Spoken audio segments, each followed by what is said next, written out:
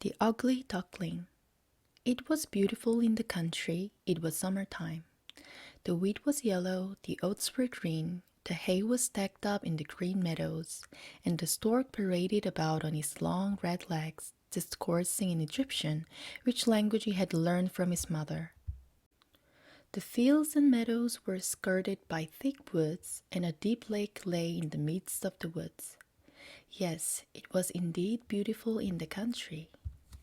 The sunshine fell warmly on an old mansion surrounded by deep canals, and from the walls down to the water's edge there grew large burdock leaves so high that children could stand upright among them without being perceived.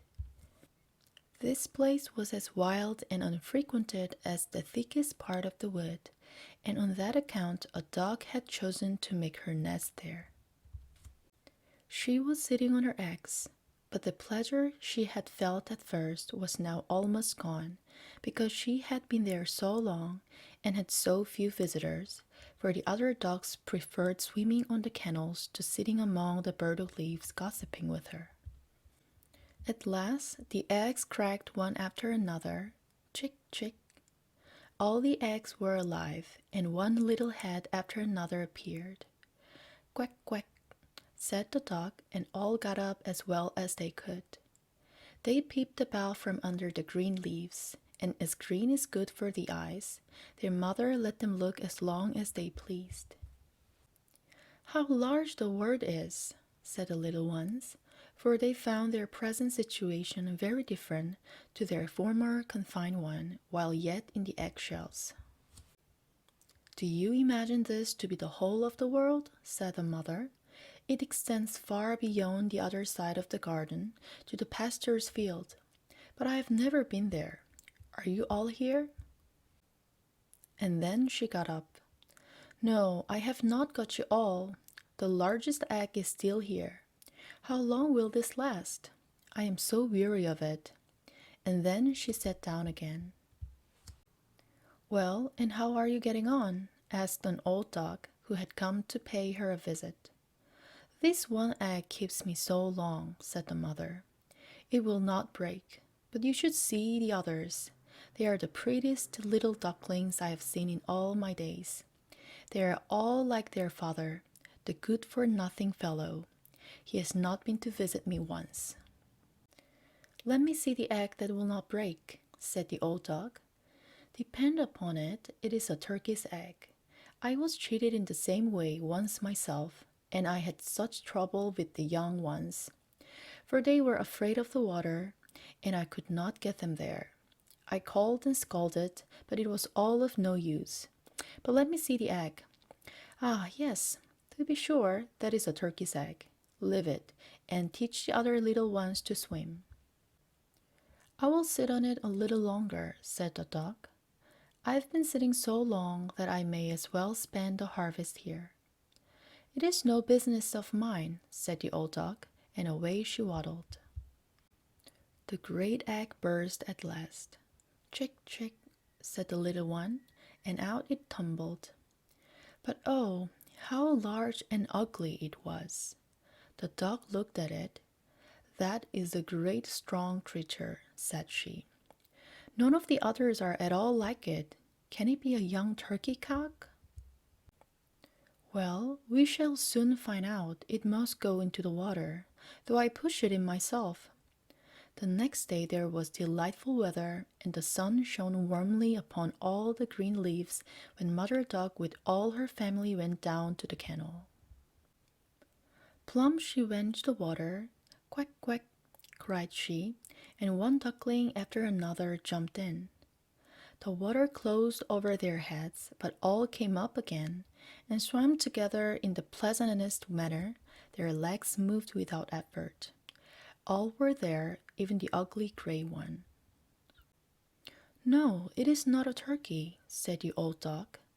"Only see how prettily it moves its legs, how upright it holds itself. It is my own child. It is also really very pretty when one looks more closely at it. Quack, quack. Now come with me. I will take you into the world, introduce you in the duckyard. But keep close to me. or someone may tread on you, and beware of the cat." So they came into the dockyard. There was a horrid noise. Two families were quarreling about the remains of an eel, which in the end was secured by the cat. "See, my children, such is the way of the world," said the mother duck, wiping her beak, for she too was fond of roasted eels. "Now use your legs," said she. "Keep together and bow to the old dog you see yonder. She is the most distinguished of all the fowls present, and is of Spanish blood, which accounts for her dignified appearance and manners. And look, she has a red rag on her leg. That is considered extremely handsome, and is the greatest distinction a dog can have. Don't turn your feet inwards. A well-educated duckling always keeps his legs far apart, like his father and mother. Just so, look, now bow your necks and say quack." And they did as they were told. But the other ducks who were in the yard looked at them and said aloud, "Only see, now we have another brood, as if there were not enough of us already. And fie, how ugly that one is! We will not endure it." And immediately one of the ducks flew at him and bit him in the neck. "Leave him alone," said the mother. "He is doing no one any harm." "Yes, but he is so large and so strange-looking, and therefore he shall be teased." "Those are fine children that our good mother has," said the old duck with the red rag on her leg. "All are pretty except one, and that has not turned out well. I almost wish it could be hatched over again." "That cannot be, please your highness," said the mother. "Certainly he is not handsome, but he is a very good child, and swims as well as the others, indeed rather better. I think he will grow like the others all in good time, and perhaps will look smaller. He stayed so long in the eggshell that is the cause of the difference." And she scratched the duckling's neck and stroked his whole body. "Besides," added she, "he is a drake. I think he will be very strong, therefore it does not matter so much. He will fight his way through." "The other ducks are very pretty," said the old duck. "Pray make yourselves at home, and if you find an eel's head, you can bring it to me." And accordingly they made themselves at home. But the poor little duckling, who had come last out of his eggshell, and who was so ugly, was beaten, pecked, and teased by both ducks and hens. "It is so large," said they all.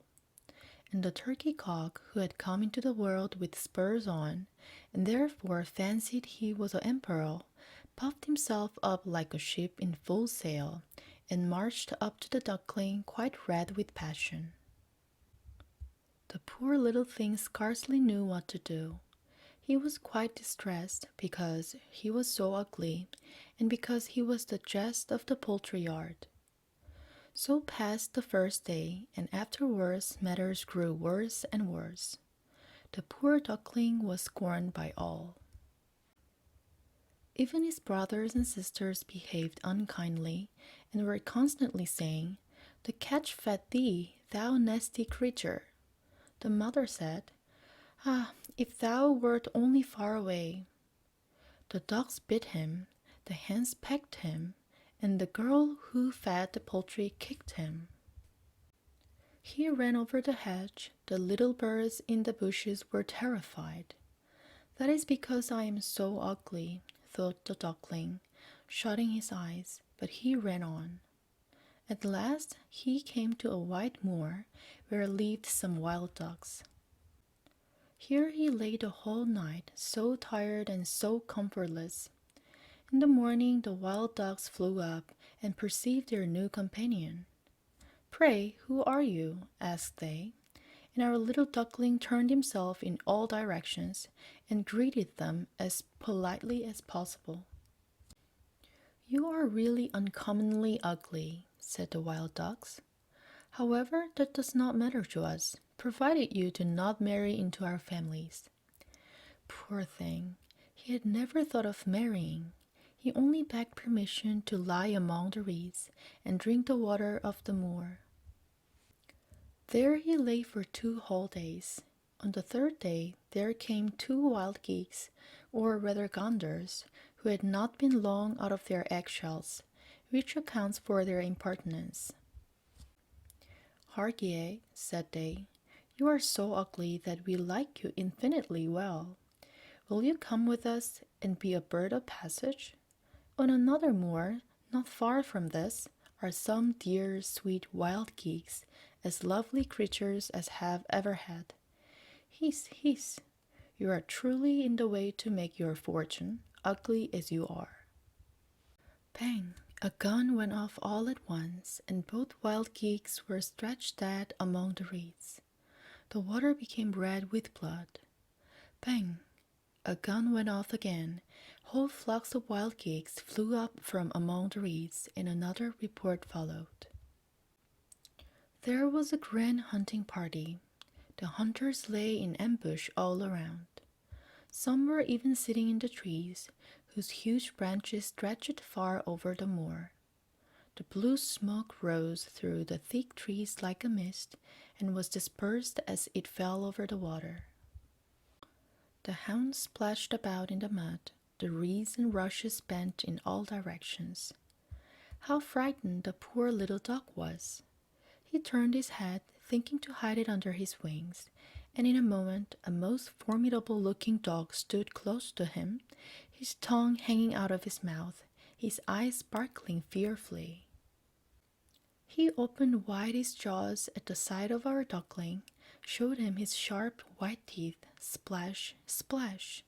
He was gone, gone without hurting him. "Well, let me be thankful," sighed he. "I am so ugly that even the dog will not eat me." And now he lay still, though the shooting continued among the reeds, shot following shot. The noise did not cease till late in the day, and even then the poor little thing dared not stir. He waited several hours before he looked around him, and then hastened away from the moor as fast as he could. He ran over fields and meadows, though the wind was so high that he had some difficulty in proceeding. Towards evening he reached a wretched little hut, so wretched that it knew not on which side to fall, and therefore remained standing. The wind blew violently, so that our poor little duckling was obliged to support himself on his tail in order to stand against it, but it became worse and worse. He then remarked that the door had lost one of his hinges, and hung so much awry that he could creep through the crevice into the room, which he did. In this room lived an old woman, with her tom-cat in her hand, and the cat, whom she called her little son, knew how to set up his back and purr. Indeed, he could even emit sparks when stroked the wrong way. The hen had very short legs, and was therefore called Cuckoo Shortlegs. She laid very good eggs, and the old woman loved her as her own child. The next morning the new guest was perceived. The cat began to mew, and then hen to cackle. "What is the matter?" asked the old woman, looking round. However, her eyes were not good, so she took the young duckling to be a fat duck who had lost her way. "This is a capital catch," said she. "I shall now have duck's eggs. If it be not a drake, we must try." And so the duckling was put to the proof for 3 weeks, but no eggs made their appearance. Now the cat was the master of the house, and the hen was the mistress, and they used always to say, "We and the world," for they imagined themselves to be not only the half of the world, but also by far the better half. The duckling thought it was possible to be of a different opinion, but that the hen would not allow. "Can you lay eggs?" asked she. "No." "Well, then, hold your tongue." And the cat said, "Can you set up your back? Can you purr?" "No." Well, then you should have no opinion when reasonable persons are speaking. So the duckling sat alone in a corner and was in a very bad humor. However, he happened to think of the fresh air and bright sunshine, and these thoughts gave him such a strong desire to swim again that he could not help telling it to the hen. "What ails you?" said the hen. "You have nothing to do, and therefore brood over their fancies. Either lay eggs or purr, then you will forget them." "But it is so delicious to swim," said the duckling. "So delicious when the water is close over your head and you plunge to the bottom." "Well, that is a queer sort of a pleasure," said the hen. "I think you must be crazy. Not to speak of myself, ask the cat. He is the most sensible animal I know, whether he would like to swim or to plunge to the bottom of the water. Ask our mistress, the old woman. There is no one in the world wiser than she. Do you think she would take pleasure in swimming and in the waters closing over her head?" "You do not understand me," said the duckling. "What? We do not understand you. So you think yourself wiser than the cat and the old woman, not to speak of myself. Do not fancy any such thing, child, but be thankful for all the kindness that has been shown you. Are you not lodged in a warm room, and have you not the advantage of society from which you can learn something? But you are a simpleton, and it is wearisome to have anything to do with you. Believe me, I wish you well. I tell you unpleasant truths, but it is thus that real friendship is shown.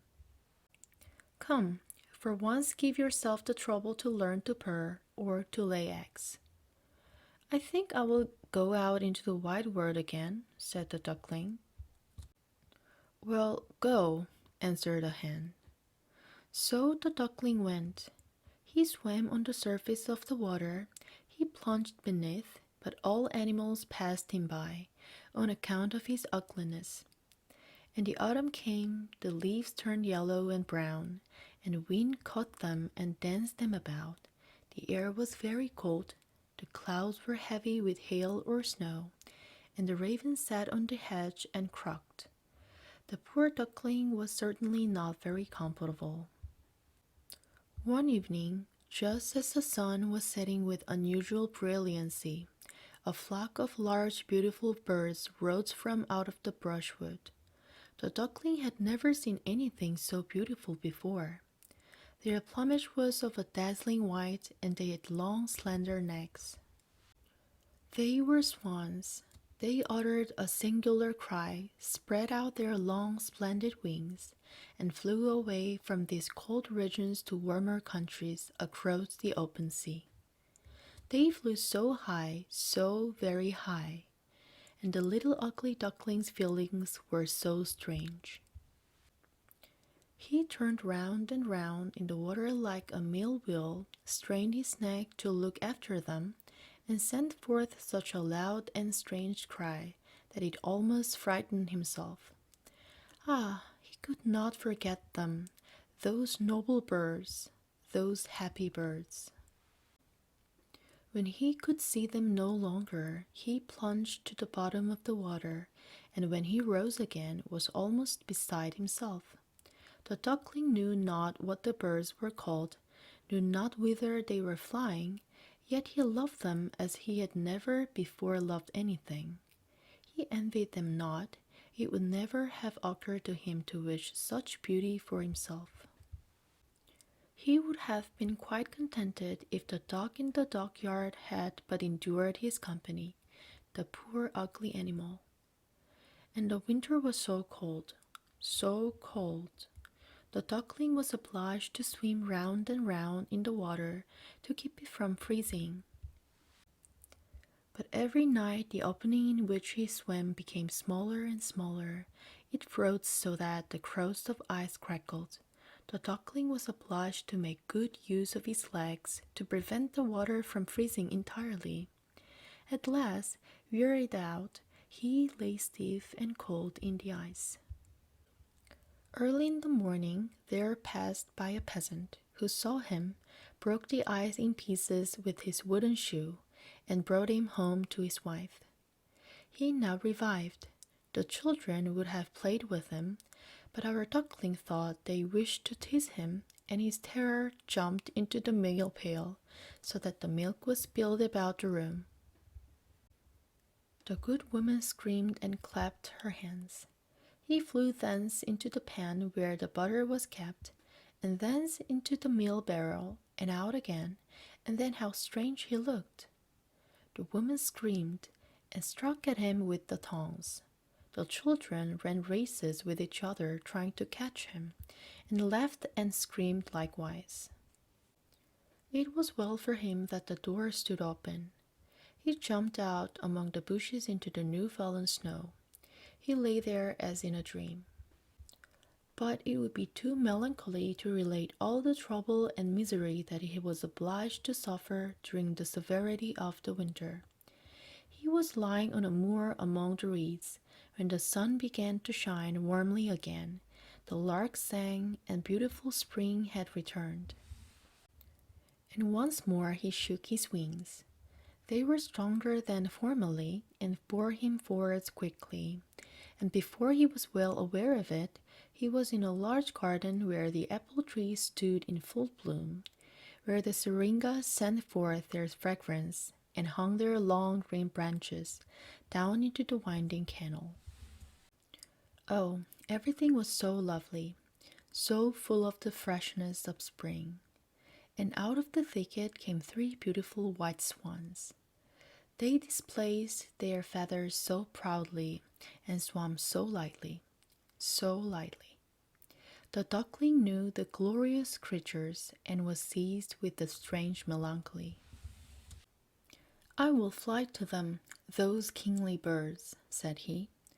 "They will kill me, because I, ugly as I am, have presumed to approach them.